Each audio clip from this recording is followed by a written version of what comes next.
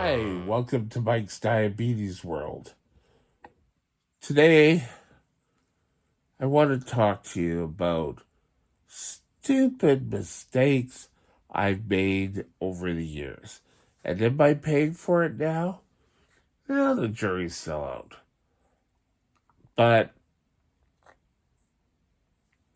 I can remember I got diagnosed and I had a real problem giving myself injections. I could do it once the needle was in, but getting the needle in, and back then it was just urine tests and insulin. And you knew you were doing pretty damn good if that little test tube or litmus paper showed blue or negative.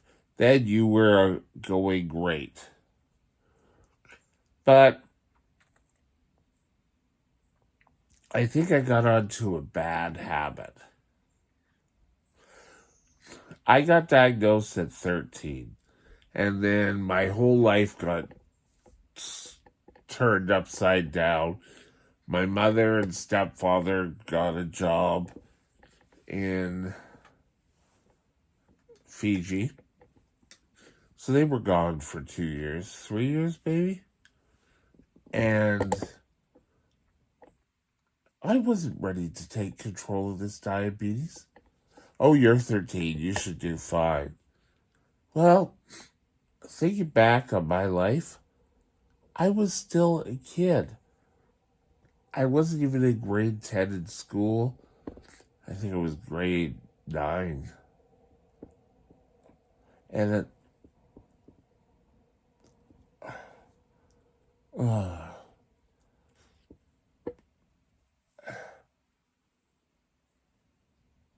I made the first really big mistake I started to make was something that sort of has come acceptable, and that is I would take extra insulin. You know, I'd sit down, they would say, you gotta take this and this. And I was taking extra insulin when I ate large carbs. And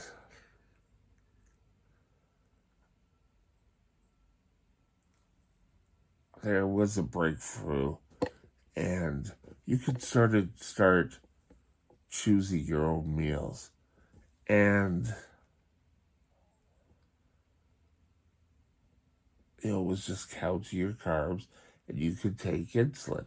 Well, yes, that's true. You can do that.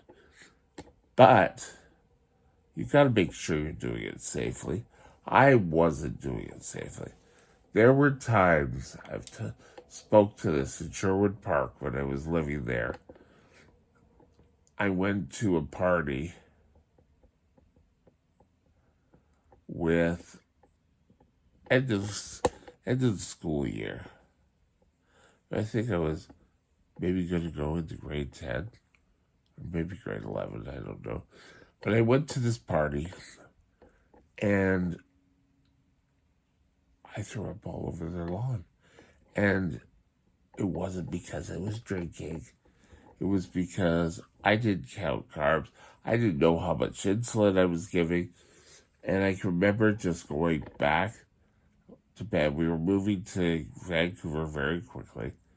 And I just gave myself a large amount of insulin. And then everything would be fine. It doesn't work that way. And next morning I came out of it, I felt fine. But a mistake that someone has made, that this wasn't me. When I was first opened up to an insulin pump, I was in the hospital trying to control my own diabetes, and two ladies came down. Oh, where were they from? I want to say Vernon. No, not Vernon. But somewhere out of town. And they came in to learn an insulin pump. And I thought this was great, you know. But back then, it really wasn't as tightly controlled as it is now. You would still just give X amount because you ate that much proteins and everything. And then it kind of changed to choices, and that diabetes could do choices. And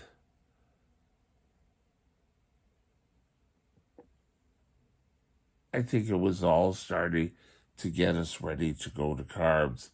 But I thought it was the greatest thing, and especially when I saw Fruit Loops.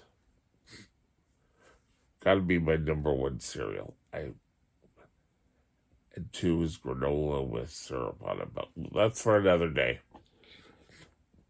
But I took these foods in, and I didn't know what my carb ratio was. It really wasn't, the pump was really simplistic. And then when I started to work, it was suggested I go on to an insulin pump. And I got an insulin pump. In fact, my first insulin pump was bought for by the company I worked for. I had been with them 15 years, I think, so I got a chance to get used to the pump and everything, and I didn't have to pay out the money for it. That was awesome. But that pump soon ran out of favor, and then I went to a Medtronic Neo, and that's when the carb counting really started to take off. And, you know, there is a book, just hold it here. Let me see. I don't know where it is. It's back there. But there's a book on counting carbs. And this book, it's a really easy read. It doesn't make you feel dumb. If your doctor said, here, read this book on carb counting,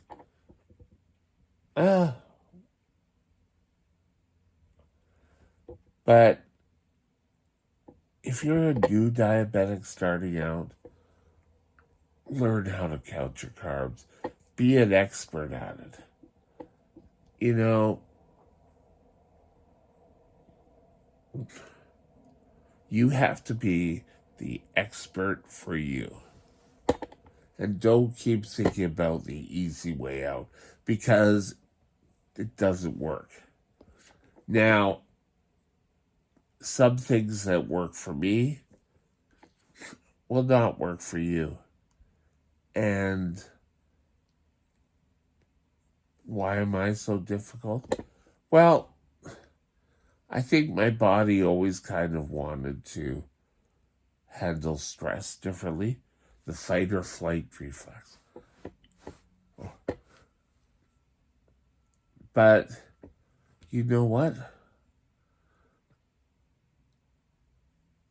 Pretty well, you think, oh well, everything can be, everything will be all right with insulin. Whether you take more insulin, less, oh well, you go into DKA, you can lower your blood sugar quickly. But that is for me. And don't try it. I'm not a doctor. This is my life. And I'm just telling you stories from my life. You need, before you start any extra insulin whatsoever, talk it over with your doctor or your diabetic nurse. Don't just go giving yourself extra insulin.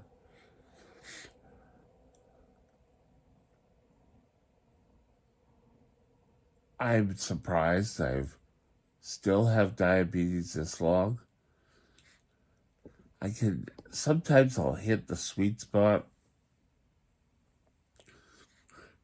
but it's a lot of trouble sometimes. And I want to make sure that you take care of yourself. And keeping your blood sugar in that target zone that your doctor has set out is probably the best bet to stop. Sorry about that phone call. But as I'm saying, if you're a new diabetic, get on the program as soon as you can. If you don't have an endocrinologist, get an endocrinologist. Don't be so foolish as I was. I had it under control. Lord knows where my blood sugars were. The first year, I think I was okay. But then puberty and my whole body started to try to do weird things. But it's up to you. So I'm looking over here. It's up to you. And you need to make sure that you do the best. You need to become an expert at diabetes in you. You need to be aware of the internet. May lead you astray. The best thing is number one, get an endocrinologist. If you don't have an endocrinologist, a diabetes doctor, get one. Speak to your GP. If you have problems, you should be getting to diabetes education centers. And I've been through so many. I don't want to waste time with them anymore. You need to waste time with them. Don't play around with your diabetes. Your life is too important.